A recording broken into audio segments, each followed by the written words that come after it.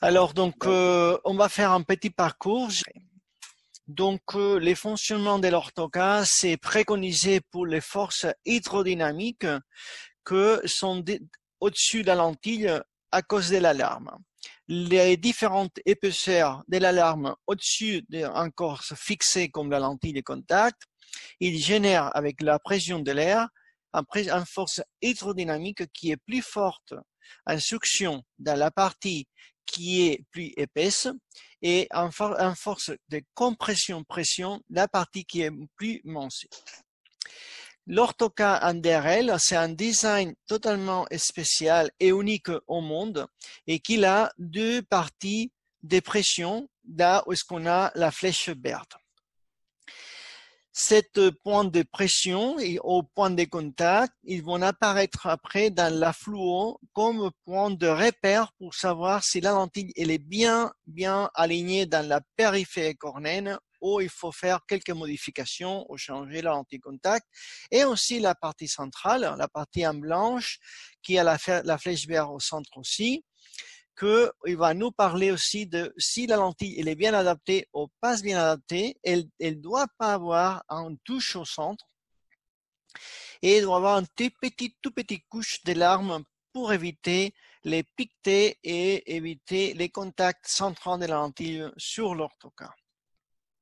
On va pas parler dans la présentation prochaine de comment ça marche l'orthoca dans l'œil. Ça peut faire un appartient d'un futur séminaire ou de futures informations, mais basiquement, ce qu'il faut connaître, c'est que l'orthoca, elle marche pour un changement épithélial.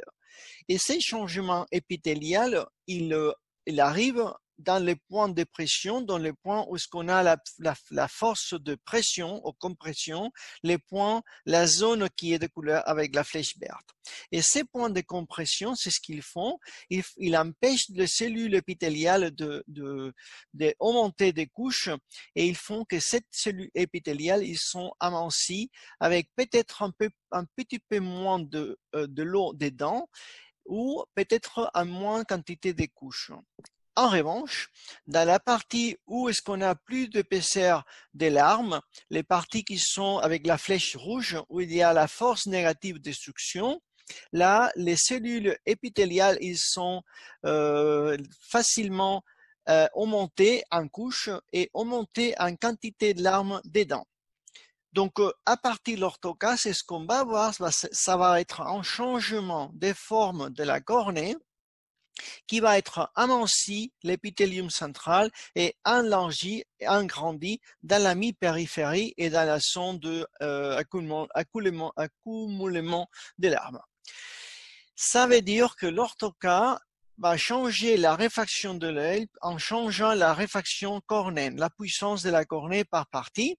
C'est qu'il fait aussi les LASIK, mais ici, la LASIK, c'est un système qui est soustractif, donc on élimine, on enlève partie estromale, et ici, dans l'orthoca, c'est ce qu'on fait, on amincit la partie centrale autour de 10, maximum 15 microns, pas plus, et on augmente l'épaisseur mi-périph' autour de 20-25 microns d'épaisseur. Donc, c'est soustractif au centre et additif à mi-périphérie. Dites ça comment on fait l'orthoca. On a compris déjà, et on va y arriver plus tard, l'importance de ce qu'on dit les serrages la fermeture de la chambre de force hydrodynamique. Ça veut dire, les points d'appui de la lentille, ça doit toucher tout autour, à 360 degrés tout autour, pour empêcher l'échappement des larmes et que la force hydrodynamique il reste bien sur de la lentille. Si on a une zone où la lentille elle est pas bien alignée et on a un échappement des larmes, là on va avoir une perte de force, une perte d'efficacité et un décentrement de la lentille. Donc là on a résumé avec un diapo l'orthoca en général. On va aller sur les remodélages et on commence à avoir des images de topographie. La topographie cornéenne, vous êtes déjà habitués, mais on va parler que les couleurs qui sont en bleu au froid, ça signifie une puissance cornéenne faible. Donc, c'est la zone, on peut dire, pour regarder loin. Et la zone qui est en anneau rouge, ça génère une addition de puissance. Et normalement, on parle d'une augmentation de puissance positive. Et cet anneau rouge qui a cette augmentation de puissance positive, c'est le responsable de changement de l'image rétinienne et du changement de la réfraction périphérique. Au moment que la lumière il vient hors axe, il traverse cette zone d'anneau rouge et ça, il fait qu'il focalise l'image devant la rétine. Donc, on en parle d'une focalisation myopique, en focalisation qui n'est pas la partie avant de la rétine, ce qui est un responsable de contrôle myopie dans l'orthoca, dans les lentilles souples de contrôle myopie et des autres systèmes. Ici, on a des images centrées et c'est l'image qu'on a un désir pour l'orthoca, mais dans l'orthoca, il y a un pourcentage tout petit de cas, peut-être 15-20% qui n'est pas ça et qui ont besoin d'une optimisation. Mais en général, c'est ça qu'on a besoin d'obtenir. Les contraires, c'est l'hypermétrope. L'hypermétrope, c'est possible aussi de faire l'orthokératologie. Et ce qu'on essaye d'avoir, c'est un changement, un cambrement de la surface cornéenne antérieure dans la partie centrale. Et comme on obtient ça, on génère une force de compression annulaire et une force de succion centrale. Donc, c'est exactement l'opposé de la myopie.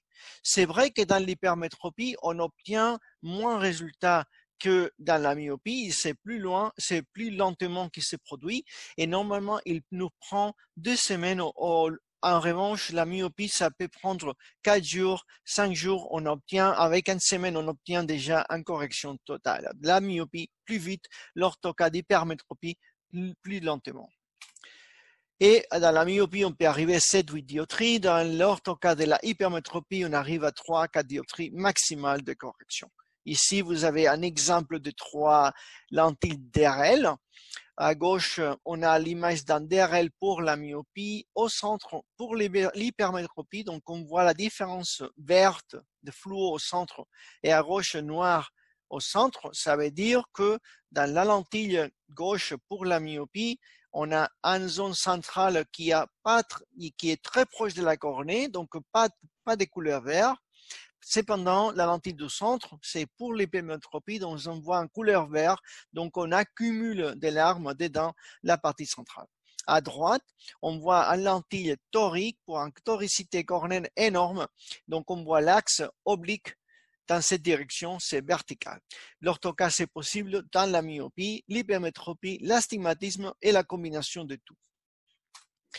Dans la DRL l'hypermétropie, il faut dire qu'il y a un avantage spécial qui est une augmentation de la aberration sphérique négative et il nous donne une addition supplémentaire. Et cette addition pour proche qui aide les presbytes, c'est normalement autour de la moitié des changements hypermétropiques. Donc, un hypermétrope de plus 3 dioptries, il va retrouver un amélioration de la vision de proche pour après d'un dioptrie et demi d'addition.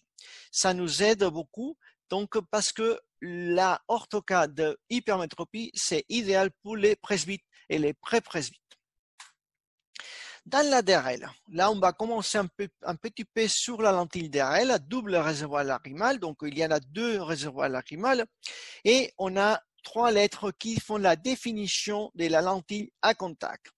La modélisation de la cornée, c'est proportionné pour la lettre K et P, ils sont des codes, ils sont des lettres. La K, il nous parle de la kératométrie aux zones centrales de la cornée et la P nous parle de la périphérie de la cornée. Donc, kératron central, P périphérie périphérique. La M, c'est la quantité de myopie qu'on veut corriger. Donc, la M, ça va être une valeur que nous va calculer automatiquement les rayons des zones optiques avec un software qu'on a interne pour corriger directement la myopie. Et la zone optique, ça peut être défini volontaire. Donc, la DRL, c'est un lentille qui a toutes les options des customisations, de spécialisation, c'est qu'elle a fait vraiment spécial et pour les spécialistes de contactologie. Les étapes d'adaptation, ils commencent donc, on parle de la partie P et on a vu que la partie P, ça change la modélisation de la lentille dans la partie périphérique. Vous voyez comme ça bouge la partie périph'. La M, ça nous donne un changement de la partie de zone optique, mais il ne change pas tout l'alignement de la lentille. Et la partie K, ça change la kératométrie, donc la zone centrale de la lentille, et il ne change pas la périph'. Donc, chaque zone de la lentille peut être changée volontaire. On peut changer la élévation centrale, on peut changer les rayons centrales, on peut changer la périphérie de la lentille sans toucher la reste. Et ça nous donne un magnifique contrôle de l'adaptation. Ici, on voit plus de proche les changements que de la périph'. On va voir que les changements de la zone optique, mais pas sur la périphérie, et le changement de la flèche centrale, mais pas la périphérie. On va voir ça quand on fait l'adaptation. Alors, à qui s'adresse l'orthoca? L'orthoca s'est adressé basiquement à myope, je parlais avant jusqu'à -7, astigmate jusqu'à 4 dioptries, hypermétrope jusqu'à 4 dioptries, c'est la limite, et normalement, c'est pour l'enfant jeune qui est en train de développer ou augmenter la myopie. La myopie, c'est magnifiquement arrêté ou réduit de la évolution avec l'orthoca. C'est le système le plus efficace aujourd'hui pour freiner la myopie dans les jeunes. Nous, on a déjà différents designs. On a parti, la DRL, elle a déjà 18 ans d'âge. Elle est sortie la première fois en 2004 dans les marchés. Elle a été développée après de 1998, mais c'est sorti au marché en 2004. Donc, il y a un long terme d'évolution. Et en 2010, on a paru la lentille d'hypermétropie. En 2005, la lentille torique.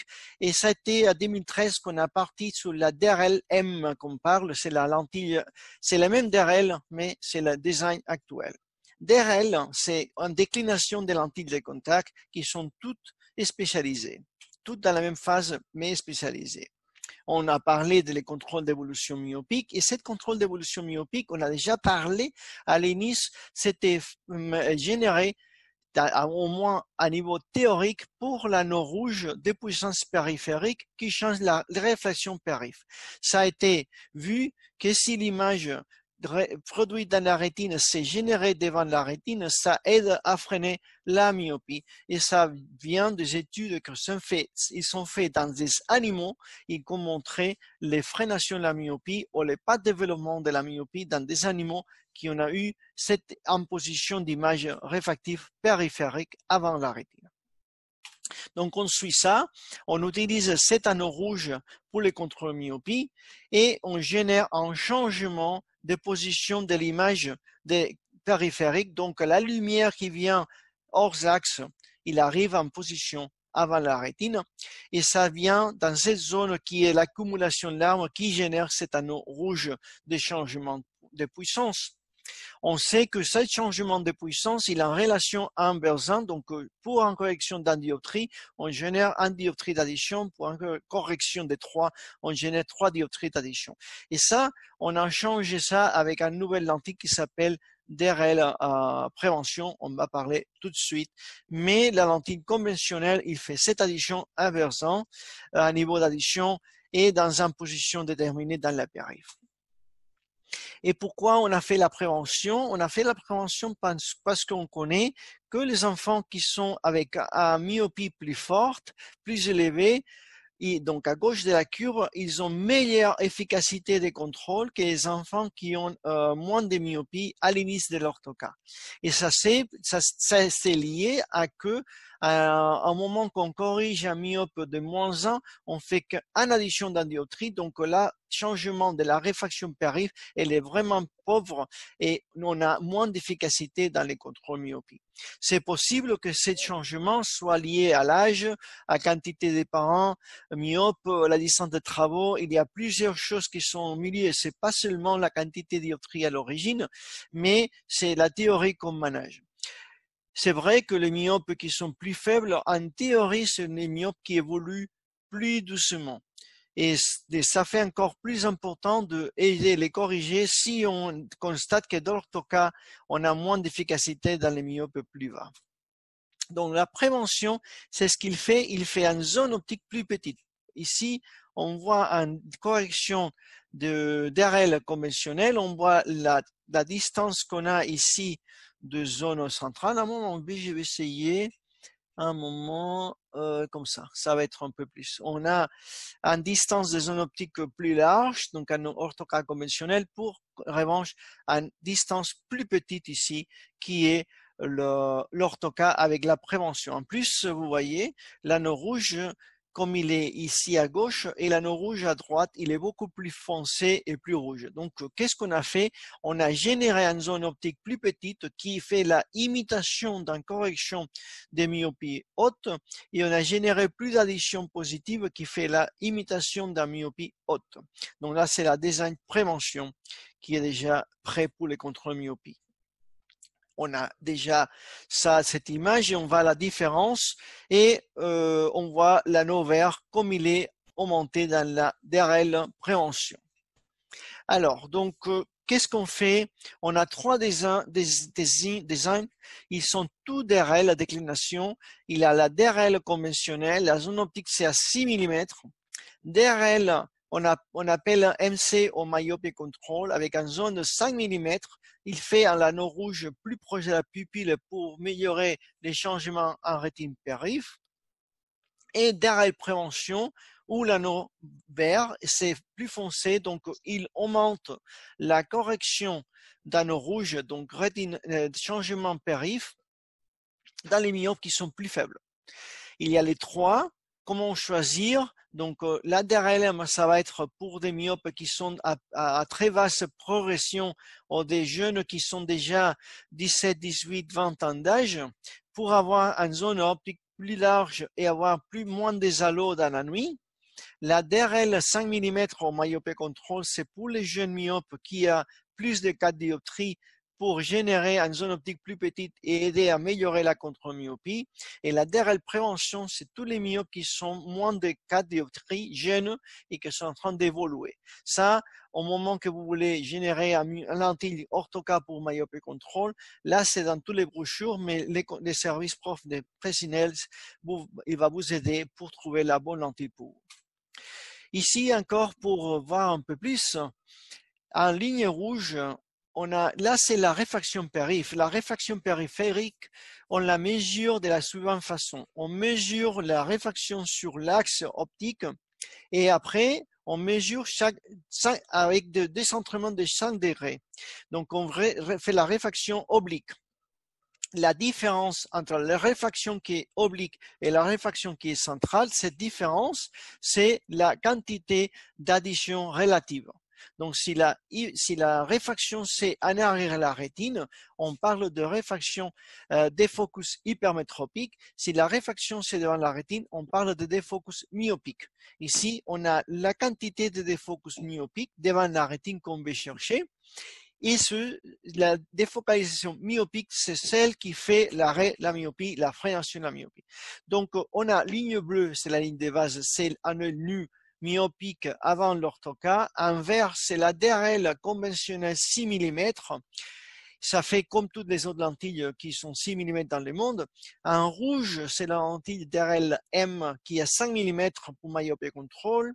On a déjà un changement. Et en bleu, on a la lentille prévention qui c'est un changement vraiment énorme. Et ça, c'est fait pour des myopes de 2 dioptries pour faire la comparaison.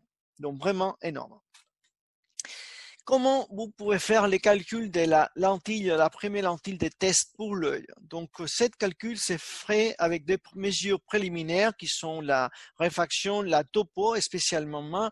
Et la topo, il faut faire très bien parce que la topo, ça va être la base pour le calcul de la lentille avec les programmes qui s'appellent Click and Fit. Ce programme utilise Tomei, Keratron et Medmont pour faire l'import de la topo dans les programmes. Pour l'avoir, simplement vous contactez Presilence pour les services professionnels. Donc, ça c'est l'interface de Click and Fit. On fait la on écrit la réfraction du client, du patient, on écrit le diamètre pupillaire, si on veut le diamètre total, et on nous donne la lentille idéale pour la commande. On peut ajuster les calculs, mais généralement, la première lentille, elle est normalement bonne dans les 75% des cas. Après ça, le suivant pas, c'est, bon, on a parlé de tout ça. La saisie, c'est comme ça. Choisis les matériaux et les atterrements. Choisis ces contrôles myopie, donc 5 mm de diamètre de la lentille. Et là, ils sont les paramètres de la lentille. En ce cas, on a une lentille torique, donc il y a un rayon plat, un rayon serré. La myopie, c'est pour la quantité de cylindres astigmatisme à corriger. La périphérie, c'est aussi torique et on la voit là-bas. Donc, comment vous allez à contrôler une fois que vous recevez votre lentille calculée? La réception de la lentille est calculée, on va la voir avec la fluoresceine. La fluoresceine, le premier pas qu'il faut faire, c'est la pose. Attendez, là, c'est là un bon moment.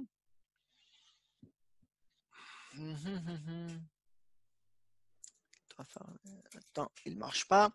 Bon, il ne marche pas les vidéos, mais enfin, en principe, c'est ce qu'on fait. On lâche un goutte de larme dedans la lentille et on fait la pose d'en bas vers le haut. Alors,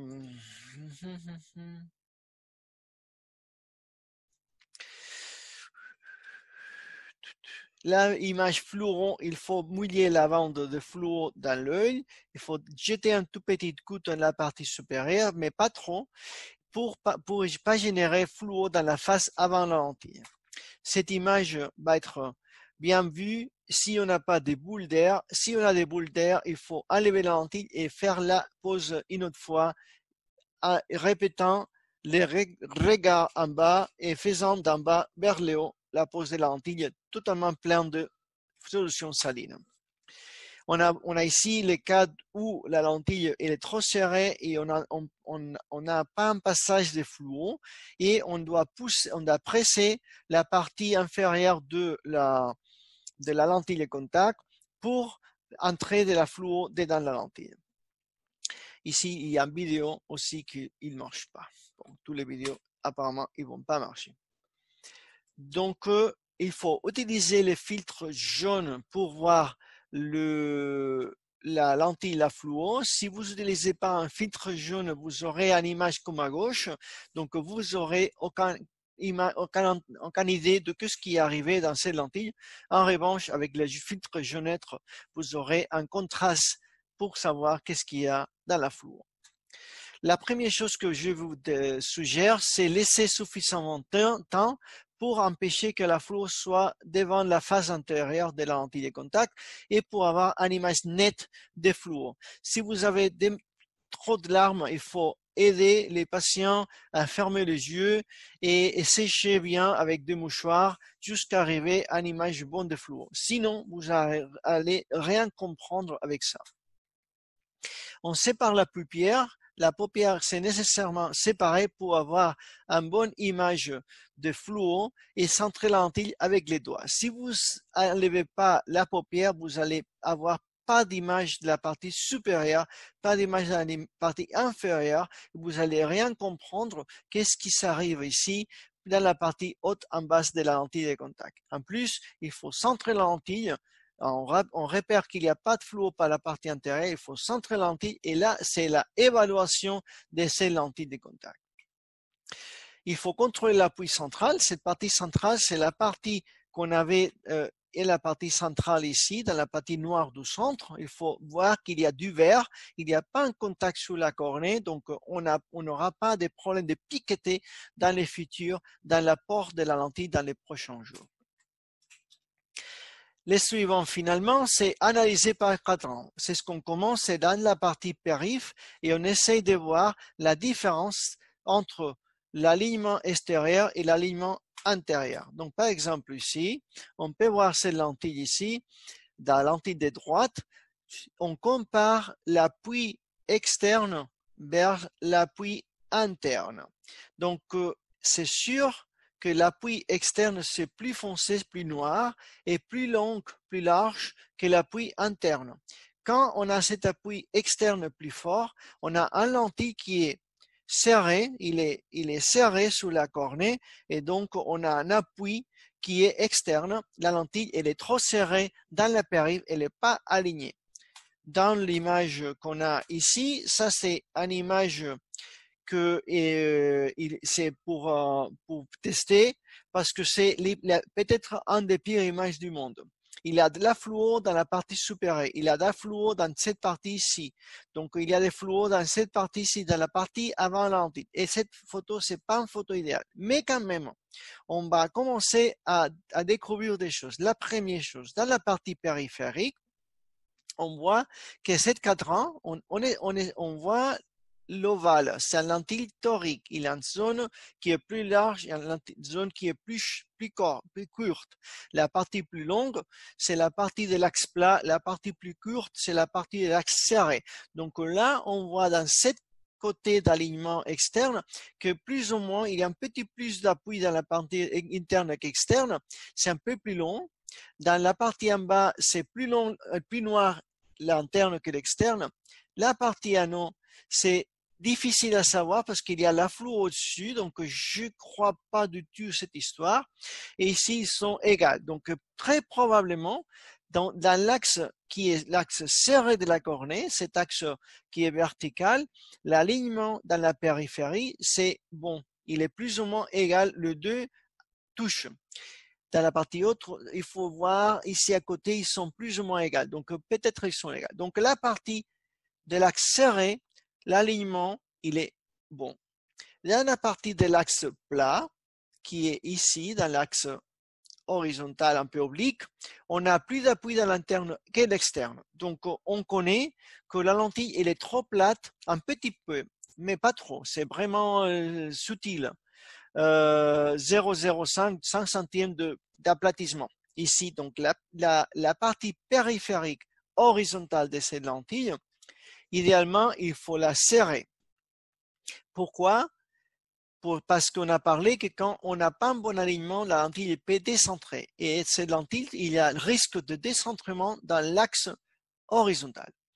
Vous pouvez la laisser, et si cette lentille, ça marche bien, on oublie. Mais si cette lentille, elle ne marche pas bien et elle décentre sur l'axe horizontal, il faut serrer la périphérie du plat. Et ça, on le fait en changeant 100 centièmes dans les valeurs P au périphérique. Après, on a besoin de, là c'est plus simple de voir, hein, correct, plat et serré. Serré, c'est plus large l'externe qu'interne, plat, c'est plus foncé l'interne qu'externe.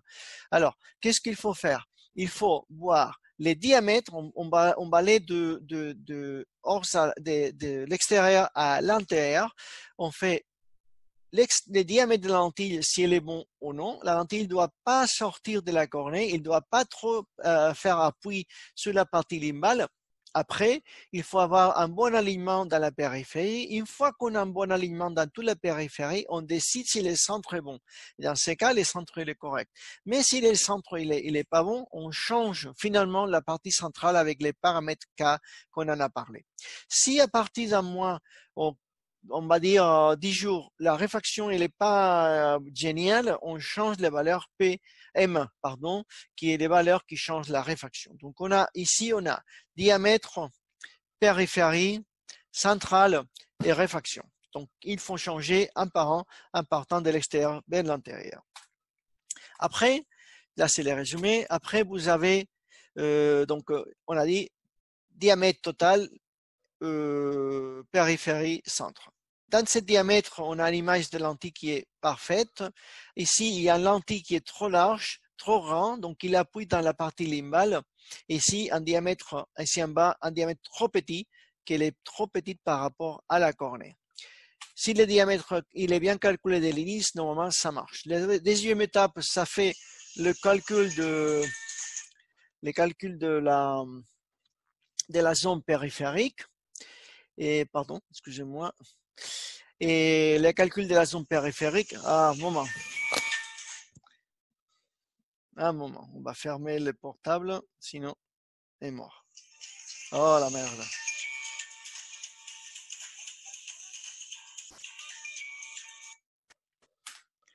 On y va. Donc, excusez-moi. Donc, la décadrant, il faut voit qu'ils sont égales. Et ici, on peut voir la partie verticale qui est trop plate dans la périph'. C'est exactement le contraire de l'exemple précédent. La troisième étape, c'est choisir l'image de la foule centrale. Chez les myopes, on voit la partie centrale qui est correcte. Trop de lame au centre, c'est serré. Et trop d'appui dans les centres, c'est trop plate. Donc, on change l'élévation du centre pour affiner l'adaptation finale. Dans les premiers cas, ça va aller bien. Les centrales, vous aurez une zone optique trop petite à la partie finale. Et dans la partie plate, on ne peut avoir un piqueté après une semaine, 2 semaines de port, ce qui est intolérable. Le système de contrôle suivant, c'est la topo. La topo, on a une image idéale, théorique, mais après, si la lentille elle est plate, on va avoir une lentille qui monte vers le haut et la partie périphérique n'est pas alignée. Donc, qu'est-ce qu'on va avoir? On va avoir une lentille qui est décentrée à la topo. Donc, on voit l'anneau rouge par vers le haut. On va avoir un petit défaut central. Vous voyez ici, les bleus, c'est pas régulière. Les centres, il y a trop de faux appuis, un peu plus jaune aussi. Ça veut dire qu'on a une correction pas bonne dans la partie centrale.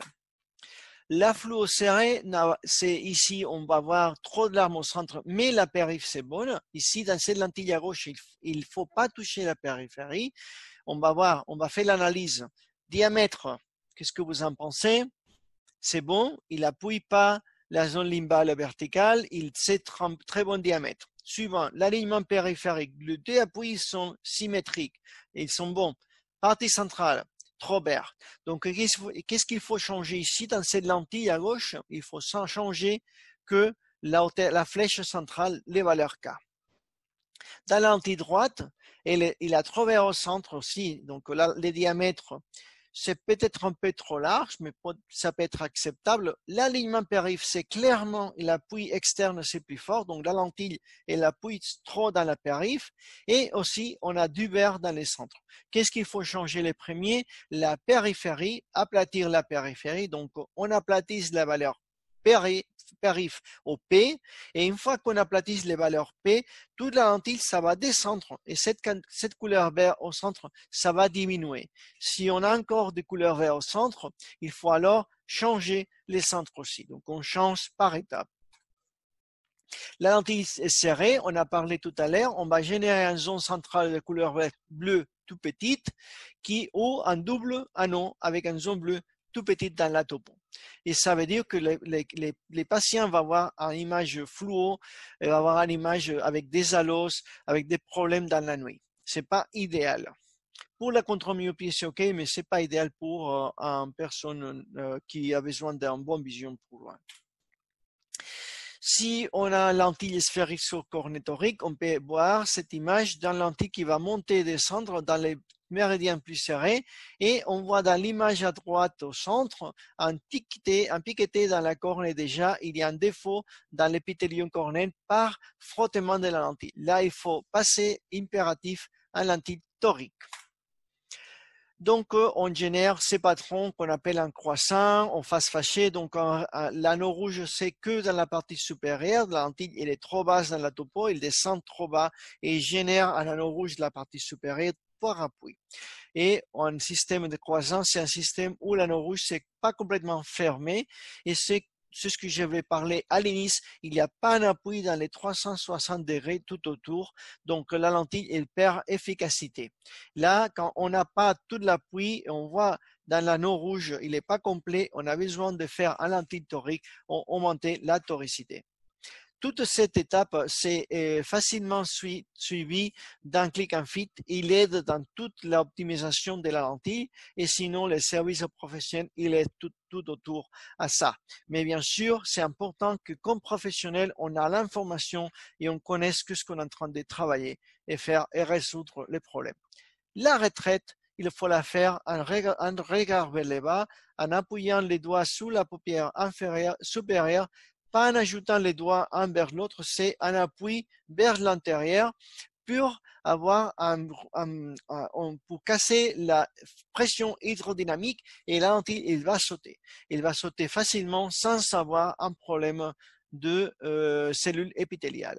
Si on ne fait pas ça, on va avoir des problèmes d'érosion dans la cornée qui ne sont pas idéales. Donc, des exemples d'adaptation, ça c'est un exemple avec les Camfit, on fait les choix de diamètre et on utilise, c'est ce qu'on a un ruler ou un système de mesure dans les topographes. Tous les topographes, ils ont un système de mesure. Dans ce cas, on fait un clic dans la partie interne de la zone limbale, juste clic à l'autre côté de la zone limbale, là où est-ce qui est définitivement corné. Et ça, on mesure les diamètres en vertical pour connaître exactement les diamètres idéaux qu'on va utiliser sur cette cornée. Là, on voit clairement, c'est un cornée qui a 8,02 multiplié par 7,700 en rayon cornéen.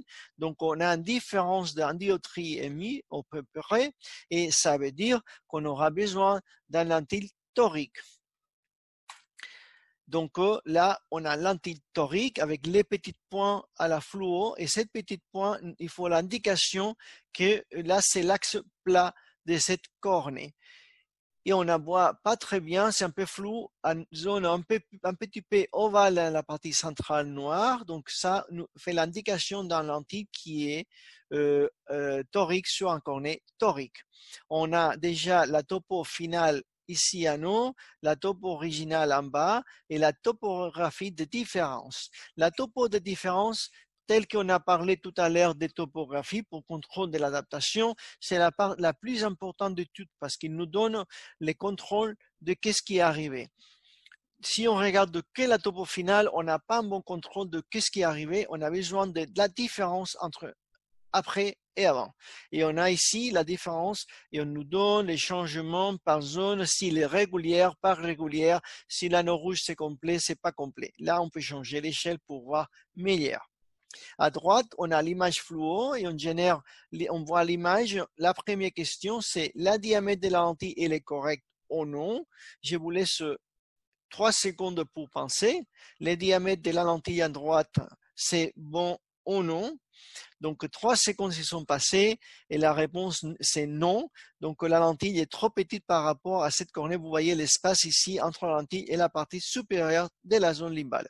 Donc, la lentille est trop petite. Un lentille qui est trop petite, il a risqué de décentrement. La seconde chose qu'on va regarder, c'est l'alignement périphérique. Et l'alignement périphérique, on voit que la partie externe, c'est plus noir que la partie interne. Donc, ça va dire que la lentille elle est un petit peu trop serrée dans la périphérie par rapport à ce qui c'est l'idéal. La partie centrale, en revanche, c'est pas mal, un peu trop vert, donc un petit peu serré la lentille en général. Si on aplatisse la périph', on va avoir plus d'appui dans la partie centrale. C'est vrai que cette lentille, il nous donne un différentiel qui est pas mauvais et c'est un centrage qui est vraiment acceptable. Donc, encore qu'on connaît qu'elle est un petit peu trop petite et encore qu'on connaît que la lentille est un petit peu trop serrée, elle va être valable pour le traitement de ces patients. Et ici, on a c'est l'autre œil pour comparaison. Alors, donc, l'élément des clés de la réussite côté porteur, c'est la manipulation et entretien. La première chose, c'est la pose avec des larmes artificielles dans la lentille de contact et placées d'en bas vers le haut. Je propose de faire des fluos, des larmes avec trait d'acide hyaluronique avec sens conservateur qui est plus épaisse. La pose de la lentille avec les yeux ouverts et juste avant bien sûr, pas de port de yeux ouverts, les yeux ouverts pour poser la lentille, c'est obligatoire. Donc, on fait la pose de la lentille et immédiatement, le patient, il va dormir directement sans voir la télé, sans lire, parce que dans les clignotages de voir la télé, la lentille, ça peut décentrer et ça peut nous donner un mauvais traitement. Les retraites, pour le lendemain, on fait la pose de 2 gouttes de larmes, on attend quelques minutes et après, on fait la retraite avec un appui à en bas et en haut vers l'intérieur pour avoir un décollage de la lentille facile. Vous avez des vidéos ici dans le site lentilledenuit.com. Donc, protocole et les clés sont les bons gestes d'hygiène, le massage des lentilles maintenant, le lavage des mains et utilisation des systèmes oxydants et des protéinisation pour empêcher les problèmes à long terme. Idéalement, la lentille doit être renouvelée chaque an parce que sinon elle va être déformée et on va avoir des problèmes de reproductibilité et de problèmes de santé dans l'œil.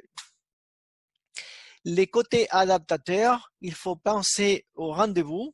Donc, quand on reçoit la lentille, il faut la laver, il faut donner la lentille avec bien hygiénisé et alors faire la pose en bas vers le haut, plein de larmes.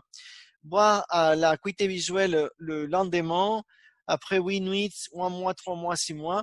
Normalement, on fait les lendemains les plus importants, c'est la bio pour voir l'intégrité cornéenne et on n'a pas besoin de faire pas trop de choses. La topo, c'est intéressant pour voir si la lentille s'est centrée dans ce soir. Donc, on fait topo, on fait bio et là, on est arrêté les premières nuits. La première nuit, c'est normalement pour être sûr que l'adaptation elle est bonne.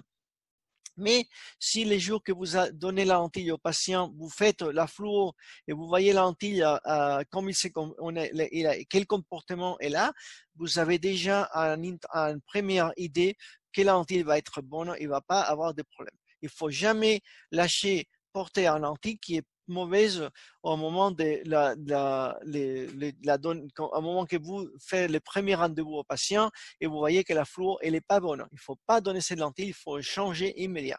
Si la lentille elle est bonne, ou plus ou moins acceptable, on lâche pour une nuit, on voit le lendemain et on fait un contrôle fluo bio et un contrôle topo.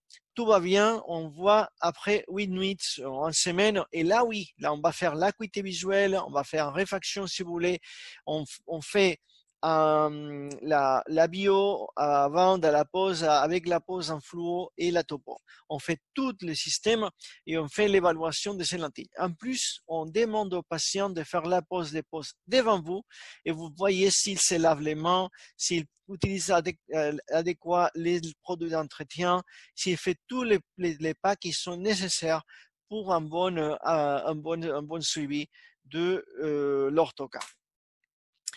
Donc, la manip, c'est un des points les plus importants, c'est des poses manipulation, nettoyage. Et là, c'est en partie que vous devez avoir un contrôle, un retour toutes les fois que votre patient c'est chez vous. Une autre fois, il faut voir qu'il suit tous les systèmes de nettoyage corrects. La fluo, c'est important parce que ça vous va donner d'importance, mais à la pause, le moment de l'adaptation, c'est pas de remodelage cornéen. À ce moment, donc l'image, il faut la garder avec une photo ou en vidéo pour la voir dans le futur. Quand vous aurez des modélages cornéens et l'image floue, ça va être pas égal dans le même qu'à l'origine. Après 10 jours, peut-être avant, on peut faire le premier contrôle parce que normalement c'est la correction complète de la DRL. S'il y a quelques soucis, on a vu dans la fluo et dans la topo comment faire les optimisations ou dans Click and Fit il y a un suivi de comment générer la nouvelle lentille et optimisation. On fait un petit retour dans l'image fluo. On a parti de poser la fluo sans trop pour éviter qu'il y a fluo par la partie avant. Si vous voyez boule d'air, il faut enlever la lentille et remettre la lentille d'air. Laissez les yeux fermés 3 minutes, installer les filtres jaunes et alors vous voyez la fluo. Il faut avoir la fluo sans fluo dans la partie antérieure de la lentille et retirer la paupière, centrer la lentille et évaluer ici. Aussi, il faut repérer qu'il y a des alternatives à l'orthoca pour les contrôles myopie. On a la lentille amyopique, c'est notre design que j'ai développé. Il s'appelle PRA Amyopix. Il est rigide et aussi un souple trimestriel silicone hydrogel. C'est une lentille qu'on ne va pas parler aujourd'hui de ça, mais on vous dit que c'est une lentille à gradient de puissance. Ça veut dire que la puissance change du centre au bord de la zone optique en format gradual et il génère un changement de la réfraction périphérique, soit quelle soit la réfraction de l'enfant et il génère une réduction dans l'évolution de la myopie qui on calcule autour de 40%. C'est mineur que la freination qui donne l'orthoca et ça normalement c'est parce que l'orthoca et on a la pause tous les nuits pendant que la lentille de port journalière, la amyopique c'est une lentille port journalière, pas d'orthoca. L'orthoca c'est pour dormir, la myopique c'est une lentille pour voir avec elle comme une autre lentille dans les jours. Donc cette lentille, elle est utilisable pour freiner la myopie et pourtant on a l'orthoca comme première intention avec les trois modèles, c'est l'orthoca normale pour des adultes, l'orthoca contre la myopie pour les enfants au-dessus des 4 dioptries de myopie et la prévention pour les enfants qui sont au-dessus des 4 dioptries de myopie. Après, si l'orthoca c'est pas possible, on a un lentille, un matériau rigide pour les ports journaliers qui s'appelle amyopique et si les parents ils n'acceptent pas, on peut avoir la silicone hydrogel avec un système de freination de la myopie aussi. Donc, ça veut dire que nous, on a développé avec précédence, on a développé un système global de contrôle de la myopie avec des lentilles de contact, en solution globale. Ici, donc, on arrive à la fin de notre intervention pour aujourd'hui et on est prêt pour votre question. Je vous remercie de votre attention.